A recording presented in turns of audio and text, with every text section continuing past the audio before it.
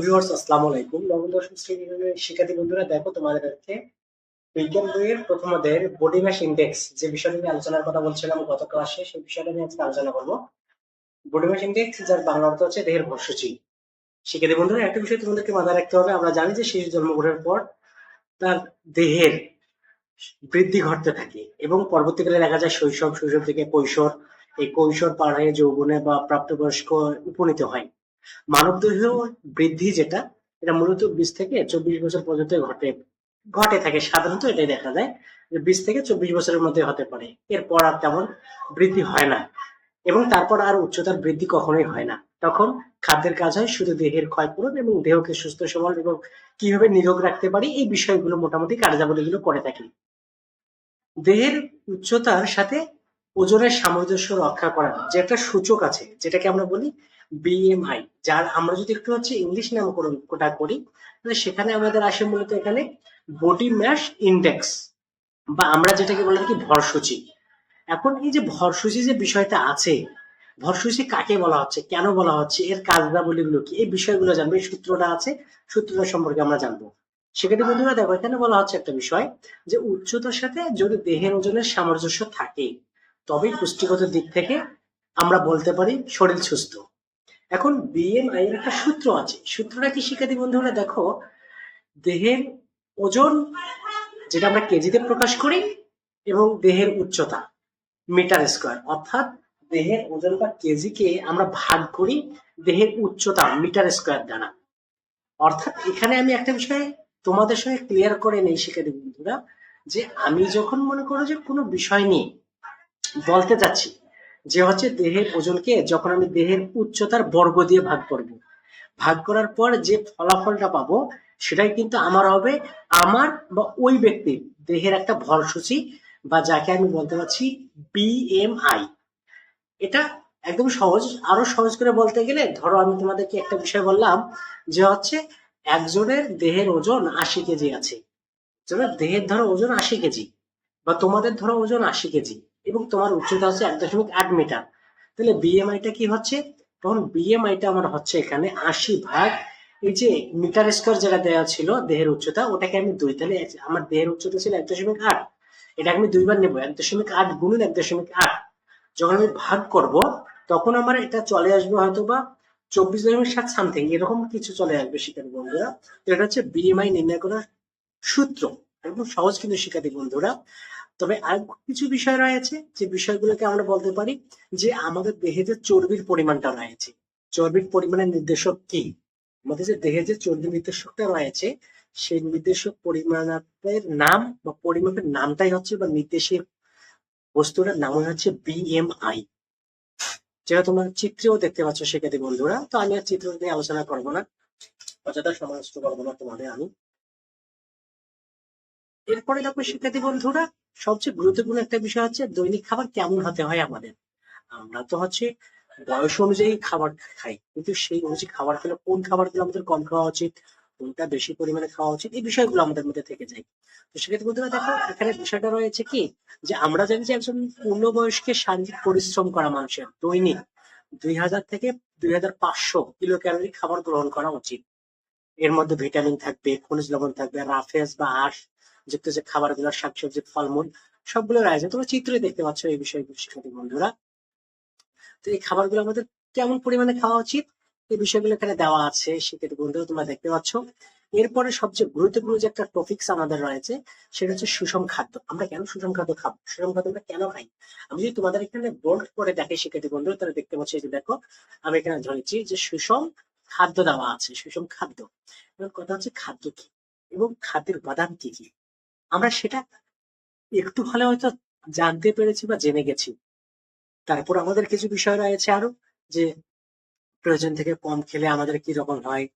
তোমরা জানো আমাদের স্বাস্থ্যহানি হয় কম খাবার খেলে, আবার বেশি খাবার খেলে ও স্বাস্থ্যহানি হয়। এই জন্য কোন পরিমাণ খাবার আমাদের খাওয়া উচিত এই বিষয়টা সম্পর্কে আমরা অবলোকন করবো শিক্ষার্থী বন্ধুরা। দেখো, বেশি খেয়ে স্থূলতার হয়ে যাওয়া উন্নত বিশ্বের মানুষের একটা কিন্তু বড় সমস্যা। আমাদের উচিত কি, আমাদের উচিত হচ্ছে যে শরীরকে সুস্থ রাখার জন্য কিছু খাবার রয়েছে যেগুলোকে আমরা বলতে পারি সুষম খাবার। তো সুষম খাবারগুলো কি পরিমাণে খাবো এবং কোন কোন খাবারগুলো সুষম খাদ্য, এই বিষয়গুলো যদি একটু আমরা নির্দিষ্ট ধারণা দিই তাহলে শিক্ষার্থী বন্ধুরা আমাদের জন্য সহজ হবে। একটা বিষয় মাথায় রাখতে হবে যে খাদ্যে 7টা উপাদানে গুণাগুণ অনুসারে উপযুক্ত পরিমাণ থাকে এবং যে খাদ্য গ্রহণ করলে দেহে স্বাভাবিক কাজকর্মের জন্য উপযুক্ত পরিমাণ ক্যালোরি ও আঁশ পাওয়া যায় তাকে আমরা বলতে পারি সুষম খাদ্য, যার ইংরেজি নাম হচ্ছে ব্যালেন্স ডায়েট। দেখো সেক্ষেত্রে বন্ধুরা আমি যে তোমাদেরকে বলতে পারি যে একজন পূর্ণবয়স্ক সুস্থ কর্মশীল পুরুষের প্রতিদিন প্রায় 2500 এবং নারীর বেলায় 2000 কিলোক্যালোরি শক্তির প্রয়োজন। এই শক্তি বা ক্যালোরি আমরা কোথা থেকে পাই? তোমরা সহজে উত্তর দিতে পারো তোমরা খাদ্য থেকে পাই। তবে খাদ্য থেকে পাই, তবে কোন খাদ্য থেকে পাই এটা কিন্তু আমাদেরকে জানতে হবে শিক্ষার্থী বন্ধুরা। দেখো সেজন্য আমাদের দৈনন্দিন খাদ্য তালিকায় এমন ধরনের খাদ্য থাকা দরকার যাতে সে খাদ্যের মধ্যে 7টা উপাদানই সমানভাবে সক্রিয় অবস্থায় থাকে। শিক্ষার্থী বন্ধুরা দেখো এখানে বিষয়গুলো হচ্ছে কি যে সুষম খাদ্য তালিকা তৈরি করার সময় আমাদের বয়স এবং আমাদের লিঙ্গ ভেদের পার্থক্য একটা বিষয় রয়েছে, পরিশ্রমের একটা বিষয় রয়েছে, মাঝারি পরিশ্রম আছে নাকি স্বল্প পরিশ্রম করে মানুষ, এই বিষয়ে শিশু বৃদ্ধ এদের তালিকার একটা বিষয় রয়েছে। এই তালিকাগুলো করে আমাদের খাদ্য তালিকা করা উচিত। দেখো আমি এখানে যদি তোমাদের একটু দেখাই সুষম খাদ্য যেভাবে প্রস্তুত করা যায়, আমরা শর্করা, প্রোটিন, স্নেহ পদার্থ, ভিটামিন, খনিজ লবণ এখানে বিষয়গুলো দেওয়া আছে। শর্করার মধ্যে কোন খাবারগুলো, প্রোটিনের মধ্যে কোন খাবারগুলো, স্নেহ পদার্থের মধ্যে কোন খাবারগুলো, ভিটামিনের মধ্যে কোন খাবারগুলো, খনিজ লবণের মধ্যে কোন খাবারগুলো, এই সবগুলো বিষয় আমরা ব্যালেন্স ডায়েট করতে পারি এইসব খাবার গ্রহণ করে। তো সেক্ষেত্রে বন্ধুরা সুষম খাদ্যের একটা পিরামিড আছে। পিরামিডটা তোমরা দেখতে পাচ্ছ হয়তো বা যে কোনো সুষম খাদ্য তালিকায় শর্করা, শাকসবজি, ফলমূল, আমিষ এবং স্নেহ বা চর্বি জাতীয় খাদ্য অন্তর্ভুক্ত করতে হয়। একজন কিশোর বা কিশোরী কিংবা প্রাপ্তবয়স্ক একজন পুরুষ বা নারী সুষম খাদ্য তালিকা লক্ষ্য করলে সেই বিষয়গুলো আমরা সহজে বুঝতে সক্ষম হবো। শিক্ষার্থী বন্ধুরা দেখো শর্করাকে নিচে রেখে আমরা খাদ্য তালিকা যেটা তৈরি করেছি এখানে দেখতে পাচ্ছি ফুড পিরামিড, যে খাবারগুলো কোন অবস্থা রয়েছে, উপরের স্তরে কোন খাবারগুলো, নিচের স্তরে কোন খাবারগুলো, মধ্য স্তরে কোন খাবারগুলো, বিষয়গুলো আমরা দেখতে পাচ্ছি। শিক্ষার্থী বন্ধুরা এরপরে দেখো আমরা সবচেয়ে গুরুত্বপূর্ণ একটা বিষয় আসবো, সেটা হচ্ছে উন্নত জীবনযাপনের জন্য কোন খাবারগুলো আমাদেরকে বাঁচতে হবে, বেছে নিতে হবে, উপাদানগুলো কিরকম থাকতে হবে, বাছাইকরণটা কেমন হবে সে বিষয়টা।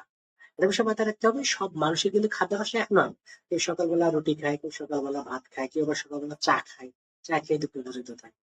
একজনের এক এক রকম চাহিদা রয়েছে। শিক্ষার্থী বন্ধুরা তোমাদেরও কিন্তু বয়স ভেদে যেরকম চাহিদা রয়েছে ঠিক অনুরূপ অনেকেরই রয়েছে। প্রাকৃতিক ও ভৌগোলিক কারণে খাদ্যদ্রব্যের প্রাপ্যতা ও সব দেশে কিন্তু একরকম নয়। শীত আর গ্রীষ্মের প্রকোপ অনুসারে খাদ্যের পার্থক্য ব্যাপক দেখা যায়, খাদ্যের প্রয়োজনও ব্যাপক দেখা যায়। সকল পরিবেশে মানিয়ে চলে আমাদের জীবনের একটা লক্ষ্য থাকা উচিত। শিক্ষার্থী বন্ধুরা এছাড়া দেহের গঠন ও বৃদ্ধিতে এবং শরীর বৃত্তীয় প্রক্রিয়াগুলো সম্পন্ন করতে মূল খাদ্য উপাদানগুলোর বিশেষ ভূমিকা রয়েছে। খাদ্যদ্রব্যের মধ্যে মূল উপাদানগুলোর পরিমাণ এবং ক্যালোরি ভ্যালু বিচার করে উন্নত জীবনযাপনের জন্য আমরা খাদ্য উপাদান বাছাই করতে পারি। এখন আসি যে আমরা কেন খাদ্য পিরামিডের কথাটা বলছি। খাদ্য পিরামিডের কথাটা আমি বলছি শিক্ষার্থী বন্ধুরা তোমাদেরকে এই কারণে, যাতে করে জাতীয় খাদ্য উপাদানগুলো কতটুকু আমরা খেতে পারি সেই বিষয়টা আমি এখানে তোমাদের দেখাতে সক্ষম হয়তো বা হয়েছে কি হয়নি সেটা তোমরা কমেন্টেই বলে দিতে পারো। এখন আমরা বলবো যে এই খাদ্য উপাদান ব্যবহার করে কি কি খাদ্য তৈরি করা যায়।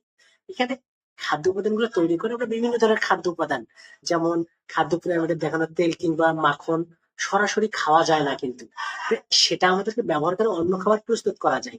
পুষ্টি বিশারদগণ এই যে খাবারগুলোর তালিকা আমি দিয়েছি, খাবারগুলোকে 4 ভাগে ভাগ করা যায়। কি কি? একটা মাংস, একটা মাছ, ডিম, ডাল, মটর, ছোলা যেগুলো রয়েছে বাদাম জাতীয়, 2 নম্বরে স্নেহ জাতীয় খাদ্য, 3 নম্বরে রয়েছে সকল ভোজ্য ফল এবং খাওয়ার উপযোগী সবজি, 4 রয়েছে শস্য দানা থেকে তৈরি খাবার যেমন রুটি আছে, ভাত আছে, বিষয়গুলো আর বলতে পারি শিক্ষার্থী বন্ধুরা এখানে যে সুষম খাদ্য পেতে হলে প্রতিদিন আমাদের এই 4 শ্রেণীর খাবার গুলো খাওয়া খুব প্রয়োজন রয়েছে। এই 7 শ্রেণী থেকে খাদ্য নির্বাচন আমাদের বিশেষ ভূমিকা রাখতে সহায়তা করে পুষ্টিবিদগণ।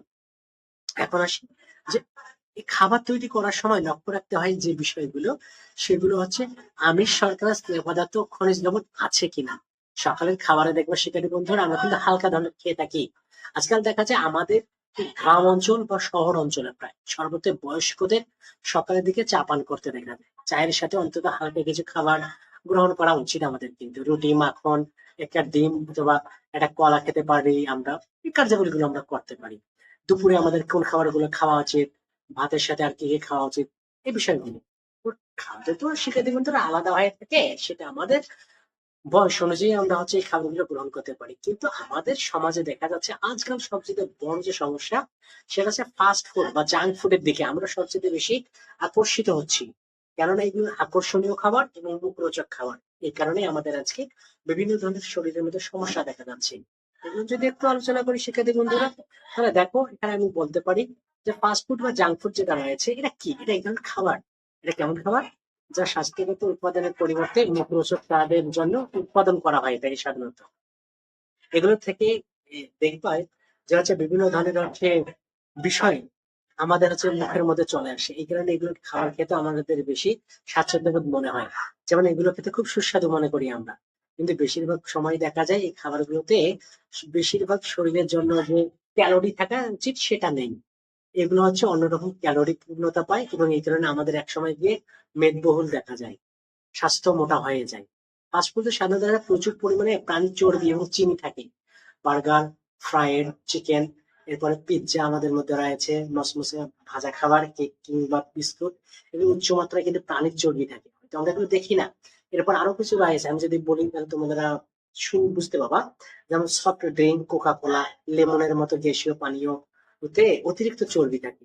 আমরা যখন অধিক পরিমাণে চর্বি জাতীয় খাবার খাই তখন আমাদের দেহে এগুলো চর্বি কলায় রূপান্তরিত করে এবং অধিক পরিমাণে চিনি আমাদের দাঁত ও ত্বককে নষ্ট করে দিতে পারে। ফাস্টফুড কখনো সুষম খাদ্যের মধ্যে পড়ে না শিক্ষার্থী বন্ধুরা, এটা মাথায় রাখতে হবে। ফাস্টফুডে আমাদের জন্য দরকারি ভিটামিন ও খনিজ পদার্থের অভাব রয়েছে। ফাস্টফুড খাওয়ার কারণে উঠতি বয়সের ছেলে মেয়েদের দেহ স্থূলকায় হয়ে পড়তেছে। দেখা যায় আমাদের এই সমাজে ও দেশে মূলত প্যাকেটজাত বা কৌটাজাত যে খাবারগুলো রয়েছে এই খাবারগুলোতে খাবারের মানের চেয়ে প্রাকৃতিক সজীব খাবার স্বাস্থ্যের জন্য অনেক কিছু ভালো উপাদানের মধ্যে রয়েছে। সে বিষয়গুলো একটু মাথায় রাখতে হবে। এটা তোমরা বুঝতে পারবা না যে বলা যায় প্যাকেট বা কৌটাজাত খাবারের চেয়ে প্রাকৃতিক যে সজীব খাবারগুলো রয়েছে সেগুলো কিন্তু আমাদের শরীরের জন্য স্বাস্থ্যকর। কিন্তু আমরা তো এই খাবারগুলো খাই না, আমরা প্যাকেটজাত, মুখরোচক, কৌটাজাত এই খাবারগুলো প্রচুর পরিমাণে খেয়ে থাকি শিক্ষার্থী বন্ধুরা। তো এরপরে যদি আমি আসি তোমাদের সাথে আলোচনার মূল বিষয় আরেকটা, সেটা হচ্ছে সুষম খাদ্য সংরক্ষণ। খাদ্য কিভাবে সংরক্ষণ করি? আমরা তো দেখি যে রেফ্রিজারেটর বা ফ্রিজ এগুলোতে খাদ্য আমরা সংরক্ষণ করে রাখি, কিন্তু আসলে এটা কতটুকু স্বাস্থ্যকর এই বিষয়গুলো আমরা অনেকে জানি না। দেখো এখানে বলা হচ্ছে কিছু বিষয়, যে প্রাকৃতিক কারণে সব ধরনের খাদ্য সময়ের সাথে নষ্ট বা খাওয়ার অনুপযোগী হয়ে পড়ে। খাদ্য নষ্ট হওয়ার যে কারণ কিছু রয়েছে, এই কারণগুলোর মধ্যে গুরুত্বপূর্ণ একটা কারণ হচ্ছে জীবাণু ও ছত্রাক দ্বারা আক্রান্ত হওয়া এবং পরিবেশের কারণে সেগুলো দ্রুত বৃদ্ধি, খাদ্যের মতো উৎসেচকের বৃদ্ধি, পরিবেশে আর্দ্রতা, তাপে অম্লের পরিমাণ বৃদ্ধি। এই কারণগুলো এককভাবে খাদ্যকে নষ্ট করে না, কয়েকটি কারণ আরো রয়েছে একত্রে সংগঠিত হয়ে খাদ্য নষ্ট করতে সহায়তা করে। যেমন পরিবেশে আর্দ্রতা যদি বৃদ্ধি পায়, বৃদ্ধি পেলে দেখবেন জীবাণুর বৃদ্ধি ঘটে এবং খাবারকে নষ্ট করে। তাপমাত্রা বৃদ্ধি পেলে খাদ্যবস্তুর উৎসেচকের পরিমাণ বৃদ্ধি ঘটে, খাদ্য নষ্ট করে দেয়। জীবাণু বা ব্যাকটেরিয়া খাদ্য নষ্ট করে, সেখানে এক ধরনের বিষাক্ত উপাদান তৈরি করে। এই বিষাক্ত উপাদানগুলোকে আমরা একটা নাম দিয়েছি, আমরা বলি টক্সিন। এই টক্সিন গুলো আবার নানা ধরনের হয় এবং কোন কোন টক্সিনে আক্রান্ত হওয়াকে আমরা ফুড পয়জনিং বলে থাকি। টক্সিন স্নায়ুতন্ত্রকে আক্রমণ করে মৃত্যু পর্যন্ত ঘটাতে পারে। সেখানে বন্ধুরা এই বিষয়গুলো মাথায় রাখতে হবে। ইস্ট জাতীয় ছত্রাক, ফলের রস, টমেটো সস, জেলি, মিষ্টি আচার, শরবত ইত্যাদি খাবার দ্রুত নষ্ট করে ফেলে। সেক্ষেত্রে বন্ধুরা খাদ্য সংরক্ষণের কিছু পদ্ধতি রয়েছে। পদ্ধতিগুলোর মধ্যে যদি আমরা আলোচনা করি তাহলে সেখানে আমরা বলতে পারি কিছু বিষয় রয়েছে, যে বাণিজ্যিকভাবে কিছু খাবার আমরা বাজারজাত করতে পারি, আমাদের বাসায় সাধারণত সংরক্ষক দ্রব্য ও যন্ত্রপাতি ব্যবহার করে খাদ্য সংরক্ষণ করতে পারি, এরকম কিছু বিষয় রয়েছে। আমি যদি তোমাদের পদ্ধতিগুলোর নাম বলি তাহলে এখানে হতে পারে শুষ্ককরণ, এরপরে রেফ্রিজারেশন, এরপরে ফ্রিজিং, সংরক্ষক দ্রব্য। আমি আলোচনা করলে বলতে পারি খাদ্যবস্তুকে শুকিয়ে সংরক্ষণ করতে পারি আমরা, এটা একটা প্রাচীন পদ্ধতি, শুকিয়ে সংরক্ষণ করার পদ্ধতি। এরপরে রয়েছে রেফ্রিজারেশন। রেফ্রিজারেশন পদ্ধতিতে কাঁচা সবজি, ফল, রান্না করা খাদ্য, পুষ্টি জাতীয় খাবার এগুলো কিছুদিন পর্যন্ত রাখা যায়। এরপরে ফ্রিজিং রয়েছে, 18 ডিগ্রি সেলসিয়াস বা তার নিচে তাপমাত্রা রাখা যেতে পারে। খাদ্য সংরক্ষকের দ্রব্যরও কিছু রয়েছে, পুষ্টিগুণ তখন কিন্তু থাকে না, এগুলোর মধ্যে পুষ্টিগুণ থাকে না। সেখানে বন্ধুরা এই আমাদের মূল বিষয়গুলো। এরপরে চিনি বা লবণের দ্রবণে সংরক্ষণ করতে পারি আমরা।